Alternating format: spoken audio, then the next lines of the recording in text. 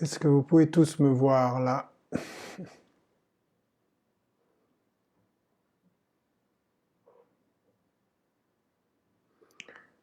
Je salue les gens d'Instagram qui sont là déjà. Alhamdulillah.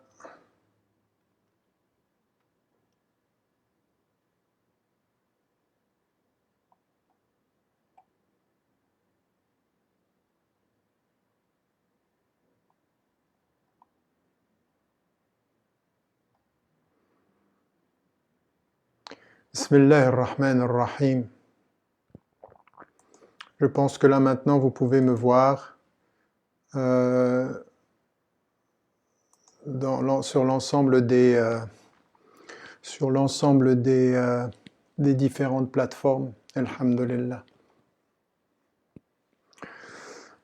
Voilà. Écoutez, c'est la deuxième session et la deuxième session aujourd'hui, Inch'Allah, ce sera sur le verset de la sourate 7, le verset 172, qui est la suite, si vous voulez, de ce que nous avions vu lors de notre première session. Lors de la première session, ce que nous avions vu, c'est comment il y avait un dialogue entre Dieu et les anges avant la création. Et ce qui nous est dit dans ce verset-là est une information qui nous est donnée sur l'homme. وَإِذْ أَخَذَ رَبُّكَ مِنْ بَنِي آدَمَ مِنْ ظُهُورِهِمْ ذُرِّيَّتَهُمْ وَأَشْهَدَهُمْ عَلَى أَنفُسِهِمْ أَلَسْتُ بِرَبِّكُمْ قَالُوا بَلَى شَهِدْنَا أَنْ تَقُولُوا يَوْمَ الْقِيَامَةِ إِنَّا كُنَّا عَنْ هَذَا غَافِلِينَ. Lorsque Dieu prit de la descendance d'Adam, l'ensemble de la descendance d'Adam, et il les fit témoigner contre eux-mêmes. Ne suis-je pas votre Seigneur? Et ils dirent, certes nous en témoignons. Et Dieu de dire, pour que vous ne disiez pas, le jour du jugement, le jour de la résurrection, nous n'étions pas au courant, nous ne savions pas, nous n'étions pas conscients de cela. Ce verset a été vraiment l'objet de commentaires de pratiquement tous les grands savants, de toutes les traditions, mais également de tous les courants. Vous pouvez les trouver chez les plus littéralistes, comme chez les plus réformistes, comme dans la tradition soufie, comme chez les philosophes, ceux qui se sont occupés de plutôt une réflexion philosophico-théologique, ceux qui se sont occupés d'une réflexion plutôt mystique, et ceux qui se sont aussi intéressés au droit et à la jurisprudence. Ce que nous dit ce verset est fondamental. Ce que nous avions dit la dernière fois, d'ailleurs, souvenez-vous, c'était que ce qui apparaissait de l'homme, c'est qu'il allait répandre sur la terre la corruption et répandre le sang. Ce qui nous est dit ici, donc, est une perspective totalement différente, sur deux plans. D'une part, ici, il s'agit de quelque chose qui est intérieur, qui est intime à l'homme. Autant là, c'était son expression publique, son expression dans la collectivité, dans la société, par rapport à l'environnement, par rapport à la création. Et là, nous avons quelque chose qui est bien différent, puisqu'il s'agit d'une information qui nous est donnée sur l'homme. Quand Dieu tira des reins d'Adam, de son dos, de ses reins, l'ensemble de sa descendance, et il les fit témoigner. Et il les fit témoigner, ne suis-je pas votre Seigneur? Et ils dirent, certes nous témoignons. Ce verset-là dit une chose qui est importante sur l'homme, sur la conception de l'homme. Autant on pouvait avoir une perception dans le premier verset dont j'ai fait le commentaire qui était plutôt négative sur ce que l'homme va faire dans le monde, autant ici c'est totalement différent. Ici il y a quelque chose qui est la réalité d'un témoignage intérieur et d'un témoignage d'avant la création qui concerne tous les hommes, tous les êtres humains, toute la création humaine et qui est la reconnaissance à l'intérieur, dans l'intime, dans le fond du fond de l'être, ce qui sera l'expression de cette étincelle dont parlent certains savants et qui est aussi une notion capitale dans ce qui va être capital dans ce qui va être la réalité de notre compréhension de l'homme, c'est la fitra. On retrouve ceci dans Surat al-Rum, la Surat 30, Fitrat Allah, allati fatara an-nas alayha. L'aspiration naturelle, la nature, l'expression, le mouvement naturel de l'homme, qui est ce par quoi Dieu a créé l'homme. Et là, il y a la tabdil li khalqillah. Il n'y a pas de transformation dans cette essence même de l'homme. Et qu'est-ce qu'elle a, cette essence? Qu'est-ce qu'elle dit de l'homme? Il y a en nous, à l'intérieur de nous, un témoignage qui vient avec notre création et qui est une aspiration naturelle vers l'unique, vers le Créateur. Pour que nous ne disions pas, le jour du jugement dernier, que nous ne savions pas. Il y a quelque chose qui est à l'intérieur de nous, et ce qui est à l'intérieur de nous, de ce point de vue, est fondamentalement cette aspiration vers l'unique. Donc, la réalité essentielle et existentielle dans l'être humain créé, de son rapport, de son lien, de son contrat, comme on va le voir, avec l'unique, la réalité de ce tawhid, de ce la ilaha illallah. Ce que l'on dit qui est l'objectif, l'espérance, la quête de ce cheminement vers l'unique est inscrit à l'intérieur de nous-mêmes. Ce vers quoi nous allons dans notre vie est ce que nous possédons à l'intérieur aux sources de la vie. Donc, ici, une notion totalement différente de ce qu'on pourrait avoir et qui dit quelque chose de fondamentalement positif. En nous, il y a cette lumière, en nous, il y a cette étincelle, il n'y a pas de changement dans la création de Dieu et l'ensemble est des enfants d'Adam. Chacun d'entre eux, depuis le début et même avant la création, a cette étincelle à l'intérieur de lui-même ou d'elle-même. Les êtres humains ont cette étincelle à l'intérieur. Donc ici, un versant intime, fondamentalement positif. Autant nous sommes capables vers l'extérieur de répandre la corruption et le sang, autant nous devons vers l'intérieur être en quête de cette étincelle qui est essentielle à notre constitution. Et là, il faut en retirer 3 enseignements. Le premier enseignement, c'est effectivement ce retour à l'intérieur. Ce retour nécessaire à l'intérieur et qui est finalement une chose dont on doit dire qu'elle est consubstantielle à la vie. Autant la vie nous est donnée dans notre nature, autant l'étincelle est une quête qu'il va falloir, vis-à-vis de laquelle il va falloir s'engager dans un engagement qui est un engagement qui va demander de la lutte, qui va demander des efforts, qui va demander et qui va être accompagné de souffrances, de difficultés. Il n'est pas facile de revenir à cette étincelle essentielle. Pourquoi? Parce que notre conscience, parce que nous sommes constitués, notre intelligence est faite de l'oubli, de la négligence, de l'erreur. Nous sommes des êtres de mémoire, mais des êtres d'oubli. Nous sommes des êtres de conscience, mais aussi d'inconscience. Nous sommes des êtres de raison et de raison raisonnable, mais également de raison déraisonnable et même de folie, au sens où nous sommes capables, dans cette folie qui nous habite, quand nous sommes dans l'arrogance, eh bien de détruire ce qui pourtant nous fait vivre. Nous sommes capables de détruire l'atmosphère, l'air et l'eau qui nous font vivre pour un gain matériel qui est une folie au fond. Et donc, il y a dans ce rapport au divin un rapport qui est, il a placé en nous cette étincelle depuis le début et l'homme a témoigné, shahidna. Et là, c'est une dimension qui va être un dépôt que Dieu a mis en chaque être. Et ce dépôt, il faut aller le chercher. Il faut être en quête de ce dépôt. Savoir qu'à l'origine de la création, il y a un mithaq, il y a un contrat entre l'homme et Dieu. Ce qui va être aussi déterminé par la dette qu'on lui doit.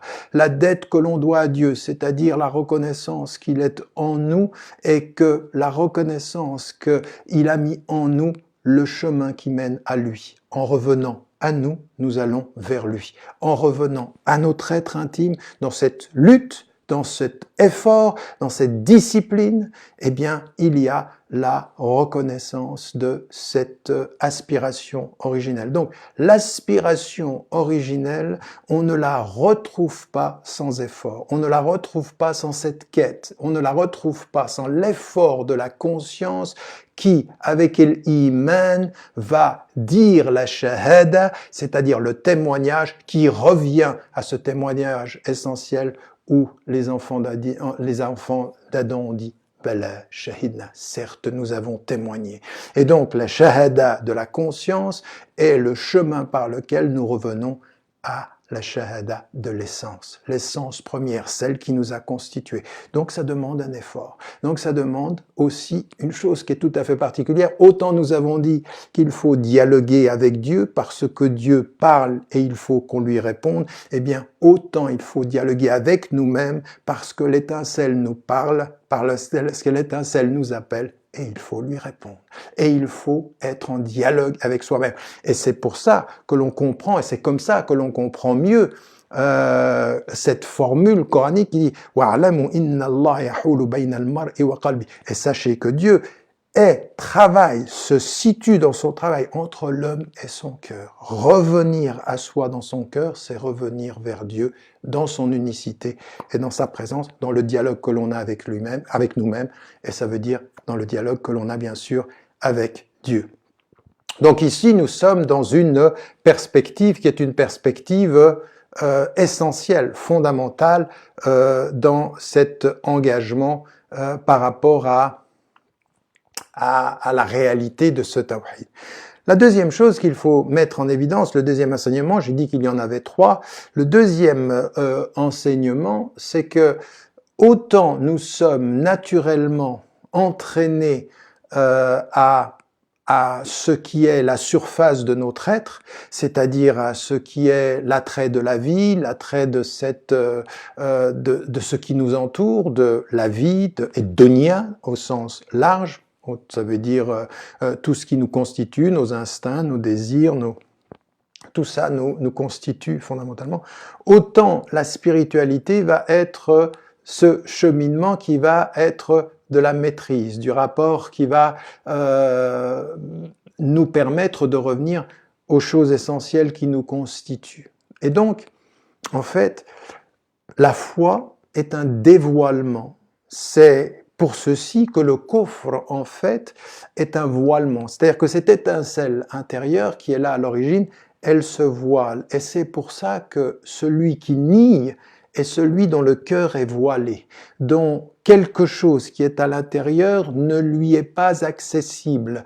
Il est en situation de se cacher à soi-même ou d'être voilé à soi-même ou de ne pas avoir fait ce travail qui est ce dévoilement. Donc vous le savez, dans la tradition mystique, le keshf, c'est-à-dire ce dévoilement avec Dieu, c'est aussi la question de la foi, un travail que l'on a d'enlever tout ce qui nous empêche d'être en relation ou en lien avec l'essence qui nous constitue. Donc, un travail qui est une quête, qui demande de la discipline, qui demande un travail sur soi, qui demande un dialogue personnel et qui demande de venir vers ce dévoilement, trouver l'étincelle qui nous constitue pour trouver Dieu qui nous a créés et qui nous attend.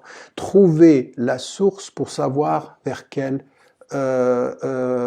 finalité on va, trouver l'origine pour connaître la destination, se trouver soi pour le trouver lui. Ça, c'est l'élément essentiel de ce mithaq, ce contrat que l'on a, ce contrat originel, et puis la nature qui nous a constitués et que nous devons retrouver. Donc vous voyez, autant nous avions vu que nous étions capables du pire et que les anges le savent, sur la terre nous allons pouvoir répandre la corruption et le sang, autant pour pouvoir ne pas être de ceux qui répandent le sang et qui répandent la mort et qui répandent la corruption, c'est d'abord à l'intérieur que les choses se passent. C'est-à-dire que autant nous sommes capables de répandre des ténèbres et l'obscurité, autant la lumière nous habite et il faut la chercher parce que à la recherche de sa lumière, eh bien, nous serons des êtres de lumière, et il est lumière, et il offre sa lumière à qui cherche sa lumière dans son intimité. Ce deuxième enseignement est très important pour nous parce que il nous donne de la force. Il nous dit en fait, attention, vous n'êtes pas que cet aspect apparemment négatif. Les hommes, certes, sont capables du pire, mais votre cœur est capable du meilleur. Certes, vous pouvez, en vous oubliant, tout oublier, mais en vous rappelant, vous pouvez retrouver votre dignité. Et vient un troisième enseignement. Qu'est-ce qu'il va nous faire revenir à cela? Alors, bien entendu, l'enseignement, nos parents, dans ce qu'ils nous offrent, les succès d'une bonne éducation vont nous rappeler tout ceci et vont nous rappeler l'étincelle et ils vont nous permettre de protéger tout ceci. Donc, les parents sont les garants de ce dévoilement aussi, de cet enseignement aussi, qui permet cela dans la vie quotidienne des enfants et de leur éducation. Éduquer, c'est éduquer à dévoiler ce qui nous cache cette étincelle première, à y revenir. Et puis, il y a d'autres éléments, d'autres réalités qui sont tout à fait étonnantes. On a dans la tradition chrétienne une formule qui dit « les voies du Seigneur sont impénétrables ». Dans la tradition musulmane, c'est exactement la même chose. On ne sait pas par où Dieu ramène l'homme à l'étincelle. Et il se trouve qu'en fait, c'est l'épreuve elle-même qui peut être une source qui nous ramène. En d'autres termes, la vie est souffrance et les souffrances de la vie sont des éléments qui nous permettent de dévoiler à notre être et de revenir à l'essentiel. C'est par l'épreuve que nous revenons parfois à nous-mêmes. C'est par l'épreuve que nous nous souvenons de lui. C'est la souffrance qui nous rappelle à la réalité essentielle de cette étincelle. Car au fond, l'épreuve, la souffrance, tout ce qui peut nous faire, même le mal que l'on peut faire, nous ramène à nous remettre en question. En d'autres termes, ce qui est tout à fait étonnant, c'est que l'un des éléments et l'une des conditions de notre élévation, c'est la conscience de sa faute, c'est la conscience de ses limites, c'est la conscience de ses faiblesses. Et à tous les hommes qui ne verraient que votre faiblesse, ils ne voient pas sans doute, ils ne voient pas peut-être que c'est le chemin de votre force, que le chemin de votre élévation. Il faut se rendre compte tous les jours de cela. Tous les jours de cela parce que, au bout du compte, les jugements des hommes ne comptent pas. Les jugements même que l'on porte nous sur nous-mêmes et qui sont parfois définitifs ne doivent jamais être définitifs.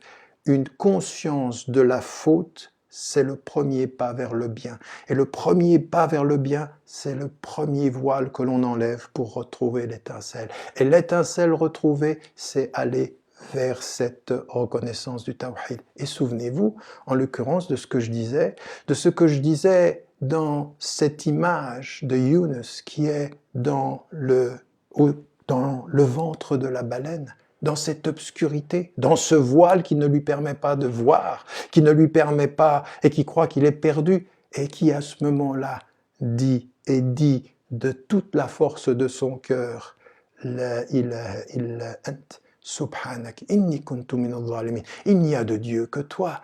Louange à toi. J'étais parmi les injustes. Et c'est donc son injustice dont il a conscience qui lui fait reconnaître qu'il revient à Dieu dans la célébration et qui lui fait reconnaître qu'au bout de la célébration, il y a le tawhid.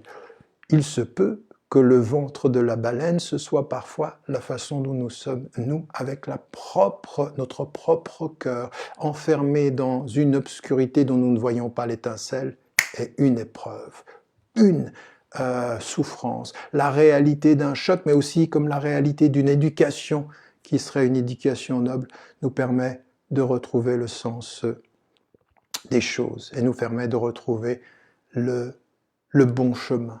Le chemin qui ramène à l'essentiel de cette étincelle, à ce contrat originel, à ce mithaq al-asli, celui qui est que Dieu certes sait, et les anges savaient que nous sommes capables de corrompre, que nous sommes capables de tuer, de répandre le sang. mais que nous sommes dans le cheminement qui mène à notre être, à cette étincelle, à ce rapport à nous-mêmes qui va nous montrer la lumière, qui va nous rappeler l'existence de l'unique, eh bien que nous sommes des êtres capables du meilleur, capables de la dignité, capables du service, capables de la solidarité, capables du courage. Parce que s'il y a une chose qui est vraie, c'est que la lâcheté, nous sommes capables de la répandre, mais que le courage ne se trouve pas à l'extérieur. Il n'y a de courage qu'intérieur. Il est tout près de l'étincelle. Il est tout près de cette reconnaissance que s'il n'y a que lui, alors on ne craint personne. Mais si on est avec le monde, de par le monde, dans l'oubli de soi dans le monde, eh bien, c'est la peur de tous qui fait la lâcheté de chacun. Voilà pour cette deuxième session. Vous voyez que ça contrebalance beaucoup tout ce que nous avons dit dans la première et ça nous donne une conception de l'homme plus profonde, plus large. Et il faut se souvenir, encore une fois, La ilaha illa ant subhanak inni kuntu minaz zalimin. Ce que nous avons dit est répété. Et n'oubliez pas, n'oubliez jamais de dire à ceux que vous aimez, que vous les aimez, la vie est fragile. Wassalamu alaikum wa rahmatullah. Que la paix vous accompagne.